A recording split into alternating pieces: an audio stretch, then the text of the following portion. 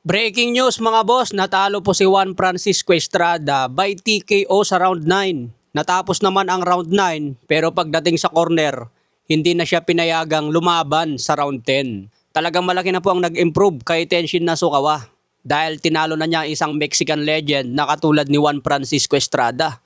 Edad 35 pa lang sa Estrada mga boss, hindi pa ganun katanda, mas matanda pa nga si Casimero dyan eh. Malaking panalo ito para kay Tenshin para makipag-rematch siya kay Takuma Inoue.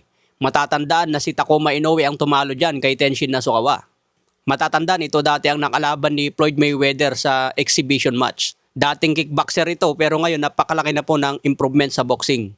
Sa undercard naman biglang natalo si Katsuma Akitsugi via majority decision. May bagong kartada na ngayon na 14 wins, 4 KOs, may isang talo. Nakalaban niya si Jose Miguel Calderon na may kartadang 15 wins, 6 KOs, may 3 talo. Isang Meksikano ito at edad 22 pa lang. Matatandaan itong si Katsuma Akitsugi ang dapat kalaban ni Kenneth Lover. Pero pumirma nga si Akitsugi sa Taken Promotion, kaya hindi natuloy ang kanilang laban. Sayang mga boss, kayang-kaya pala ni Kenneth Lover ito si Akitsugi. Magandang pukpukan sana ito kay Kenneth Lover pero ngayon mukhang hindi na sila maglaban. Dahil Taken Promotion si Akitsugi, si Kenneth Lover, hawak ng Kameda Promotion. Pagdating sa Japan, may alitan pala yung dalawang promoter na yan, Taken Promotion at Kameda. Kaya mukhang malabo na ngayon na magtapat ang dalawa. Kailangan lang ni Kenneth Lover tuloy-tuloy ang kanyang panalo sa Bantamweight Division. Malay natin mapalaban siya sa kapatid ni Inoue na si Takuma. O kaya mapalaban din siya kay Tenshin Nasukawa at kay Estrada. Kaya si Kenneth Lover ngayon ang pambato natin sa Bantamweight Division. Samantala, pagdating naman sa undercard, mayroon palang isang Pinoy na napalaban din, natalo by TKO. Natalo ang kababayan natin na si Crisaldi Beltran. May kartadang 5 wins, 4 KOs, may 2 talo na. Natalo siya by knockout sa round 5 kay Keita Kubotera. May kartadang 3 wins, 3 KOs, wala pang talo.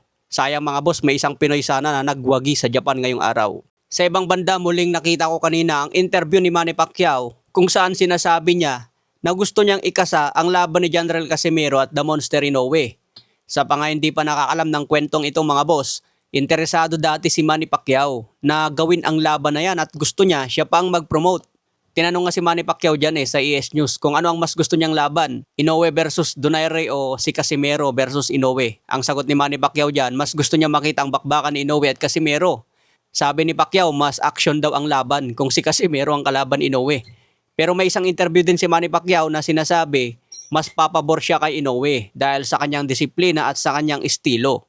Pero fast forward tayo, ngayong 2026 na, hindi na siya tinatanong at dinidikit ang pangalan niya kay The Monster. Dahil napakalayo na po ang agwat mga boss. 2 division undisputed na si Inoue, milyon-milyon na ang bayad tuwing lalaban. Kasama na si Inoue sa top 3 pound for pound. Kaya pagkakataon ni Casimero na makabawi ngayon laban kay Luis Nery dahil top contender itong si Luis Nery. Kung hindi pa matalo yan ni General Casimero, mahirapan na siya na makakuha ulit ng katulad ni Nery na world class fighter. Malay natin, mabigyan pa siya ng pagkakataon mapalaban sa isang titulo.